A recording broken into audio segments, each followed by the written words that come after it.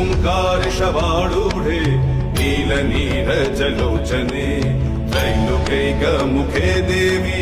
कालिकायै नमस्तुते प्रत्यलीढपदे घोरे मुण्डमाला प्रलम्बिते खड्गलम्बोदरी भीमे कालिकायै नमस्तुते नवयौवन सम्पन्ने गजकुम्भपवस्तनि मागेश्वरी शिवे शान्ते कालिकायै नमस्तुते डोलजिह्वे हरालोके नेत्रत्रय विभूषिते घोरभास्वत्करे देवी कालिकायै नमस्तुते